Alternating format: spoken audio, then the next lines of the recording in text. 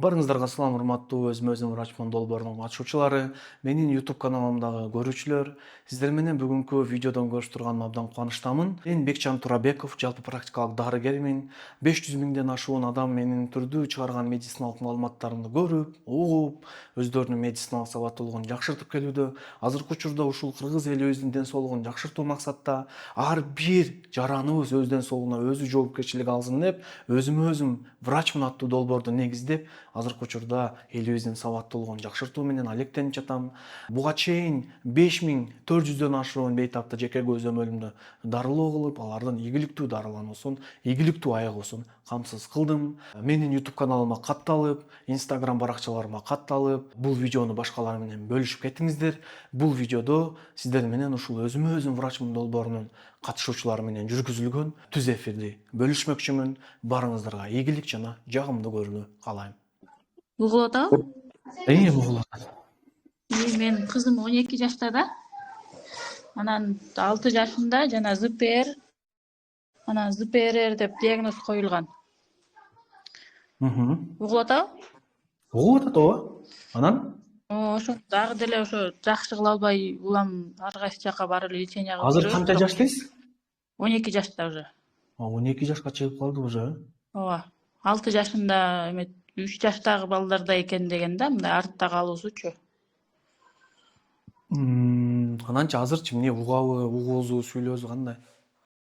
Азыр мындай жана психологический артта калуу деген бирок артта калган, анан сүйлөгөнү аябай жакшы, окуган деле жакшы. Математикадан көбүнчө таблица жаттаса эле кайра эле унутуп кала берет да. Памятинде маселе болуп атыптыр да, сотумунда. Андан сырткары кичинекейинде дагы жана дисплазия болуп, Тазобедренный суставов, ооба, кечирээк баскан. Павлика кийгенсиздерби, баягы стремия павликаны? Шина Тазобедренный дегендер суставда. кийгенбиз, гипс кийген, Ошолорду почти 1 жылдай жүргөн да, ошо 1 жылдай жүргөнбүз. Улам алмаштырып салыпчы. Бутунда да ошо проблемасы бар. Эме азыр жана плоскостопия дагы деле кете элек, ошо ал деле кичинекейинен бери да. Азыр могу осанкаларын дагы түздөй албай, улам гимнастикаларга барабыз да. Ушул учурга чейин анемия барбы жокпу, витаминдердин деңгээли кандай текшергенсиздерби? Аны текшерген эмеспиз. Эмнеге? Эч ким унуткан. Врачтар айтканы боюнча эле гимнастикага бар десе, гимнастикага, физиолечение ошолорго эле барып жүргөнбүз да, невропатологдор жазган дарыны ичип. Анан биз жана ГОСТ боюнча МСЭКке чыгарабыз деп, анан кийин МСЭКтен силердики невропатология боюнча эчтекеңер жок экен, психиатрдан алышыңар керек экен деп, ошо менен МСЭКтен чыкпай калганбыз. Ага чейин бирок невропатологдор дары жазып берип эле жүрүшкөн да. Анан МСЭКке барып текшерилгенде силердики неврология боюнча эчтекеңер жок экен, баары жакшы эле экен, психиатрия боюнча экен деп ошентип койгон. Эми азыр сиздин негизги дары каалаган жаздырганда көбүнчө эле 2 дарыны жазат, жана пантокальцин менен невисактив беле ушундай.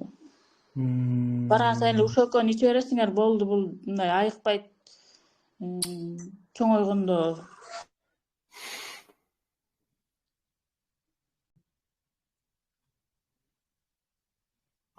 эмне дейт?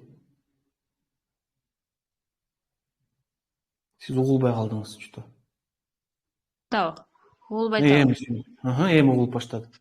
Чоңойгондо мындай обычный башы менен иштей турган иштерге иштей албайт дейт. Только кол менен кыла турган иштерге иштей алышат дейт. Эми антип алдын ала аналитика кылган туура эмес негизиненчи. Негизи дарыланбайт, тушумойдон эле ушундай чоңоюшат деп койду да психиатрчы. Эмне диагноз койду психиатр? Психиатр өздөрүнүн жана ЗПРР деген, анан ЗПР деген. Андай диагноз жок да. Андай диагноз жок МК-Бамбирде. Бул диагноз эмес, бул жөн эле баягындай состояние да, жөн эле баягы.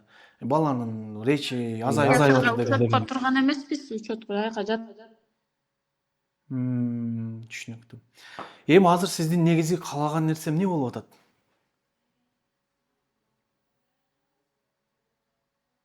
Угулбай калды кайра сиздики. Обычный бир врачка көрүнүп эле ошонун айтканын кылып лечение кылыш керек болуп калды. Уже ар кимге бара берип эмне ооба, кылышыбызды билбей калдык да. ошентиш керек, туура. Азыр полный ошо ден соолугу боюнча көп эле проблема жаралып калды чоңойгон сайынчы.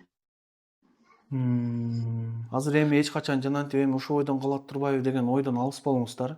Сиздердин ушул учурга чейин жасалып келген ыкмалардын көпчүлүгү далилденбеген ыкмалар болгон. Элементарный жанагы пантокальций менен невис актив эч кандай баланын памятин жакшыртууда, мээзине пайда келтирүүдө эч бир клиникалык изилдөөдөн өткөн эмес. Ошондуктан сиз ойлобоңуз да, мен ушунча нерсени кылдым эле бирок өзгөрүү болбой атат го, демек чын эле ушул ойдон кылып кетет окшойт деген ой болбосун сизде. Себеби сиздер чынында далилденген клиникалык изилдөөлөр аркылуу тастыкталган ыкмаларды кыйратып деле жасабапсыздар да, чынын айткандачы. Жөн эле ошо ар жерге баягы алып барып эле ар нерсени кылып эле системный подходдун жоктугунан ушундай болуп атат. Эми азыр биздин эң биринчи жасаган нерсебиз бул кызыңыздын эс тутумунун жакшыртуунун үстүндө иш алып барабыз. Организмин бир сыйра текшерип, булчуң сөөгү системасына тиешелүү көйгөйлөрүн жоюуга аракет кылып, как раз жанагы витамин Д'сын, Семейный терапевт sizin профессияңыз? жалпы практикалык врачмын да мен. Бул деген сөз эмне? Бул деген сөз ошол баягы бардык пациенттердеги бардык топтогу пациенттер менен кылдат дайыма контакт болуп иштешүү дегенди билдирет да. Жалпы практикалык дарыгердин функциясы мындай да. Баягы бирөөгө, мисалы бир узкий специалистке жөнөткөндө дагы через жалпы практикалык врач аркылуу жөнөтүлүш керек. Жалпы практикалык дарыгер сиздер жөнүндө эң көп маалымат билген адам болуш керек да. Көрдүңүздөрбү?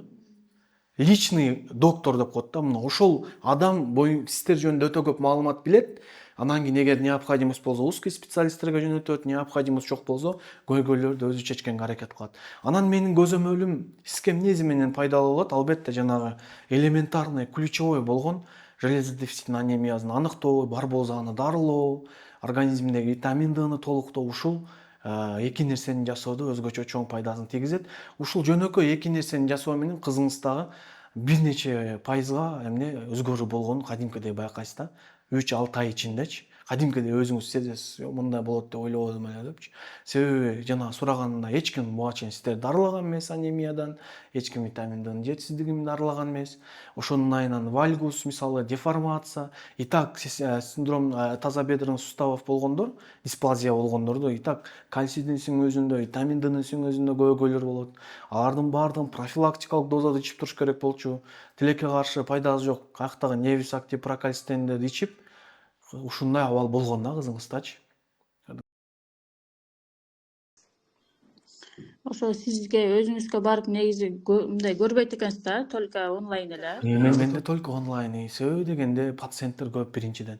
Башка сиздерден дагы башка жардам алайын, изилдейин, күн сайын жөнөтөйүн абалдарын, күн сайын көзөмөлдө турайын. Менде ушундай да, бизде көпчүлүк адамдар ойлойбуз, офлайн живой көргөн бул сонун деп ойлойбуз да.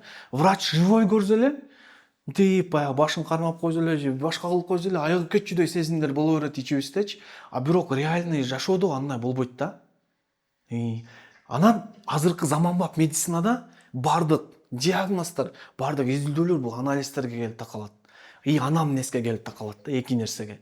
А ушул эки нерсе менин тажрыйбамда ушул 5400дөн ашуун адамда анамнез чогултууда да өтө идеалдуу деңгээлде. Офлайн жолугушуудан бир 80-90% жакшы деп эсептейм да. Себеби адам баягы живой жолукканда эзиңе келбей калат, бир нерселер айта албай каласың, айта турган нерсеңи үйүңө барганда эстешиң мүмкүн, же жумушка барганда эстеп калышың мүмкүн. Онлайн көзөмөлдө ушунусу жакшымы? Каерде эмнени эстесең да жаза бересиң да, мына жазып, бардыгын кенен айтып. Доктор мырза, кечиресиз, убакыт азайып атат, биякта дагы суроо берүүчүлөр бар эле. Азыр айтып коеюн. Кыскасын айтканда, мына ушундай нерселер да, көрдүңүзбү? Онлайн көзөмөлдүн артыкчылыгы ушундай. Анан сиз ойлошуңуз мүмкүн, ушул офлайнга келсем эле, живой көрсө эле башкача болуп кетет эле, аркы берки депчи, бирок тилекке каршы андай болуш. И так ушуга чейин барып келдиңиз да, канча жерге бардыңыз? Азыр жана бир айга жазылабыз да, мүмкүн жазылып калсак. Бир ай сиздердин случайда эч кандай пайда деле бербейт чын. Бир айга лучше жазылбай эле коюңуздар. Себеби бир айда и так анализ тапшырганга жетишпестер, анын жыйынтыгын, анын күн дневник жөнөткөнгө жетишпестер, эчтеке деле берилбейт да бул бир айлыктачы. Ошондой. А бирок сизге дагы бир нерсени айтып кетейин. Эгерде доктор мен оффлайнга эле ишенем, мен онлайнга ишенбейм, жок.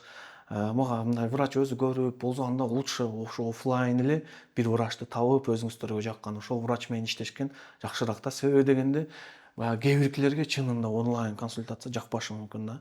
А бирок мен далилденген медицинанын негизинде ушул пациенттерге кылып аткан көзөмөлдөрдүн негизинде ачык түрдө айта алам. Оффлайн көзөмөл, онлайн көзөмөл бул намного мындай азыркы замандын талабына ылайык пациенттин көйгөйлөрүн чечүүдө өтө өзүнүн эффективдүү, коопсуз болгон ыкма деп айта алам да. Азыр могу бир Сонда айга алгандан кийинки бир эле адам көрүнө алабы же семейный көрүнөбү? семейный менде көзөмөлдө только семейный 10 адамга чейин көрүнөт да. Макул, рахмат. Анда эмесе кийинки пациентке сөз берейин да.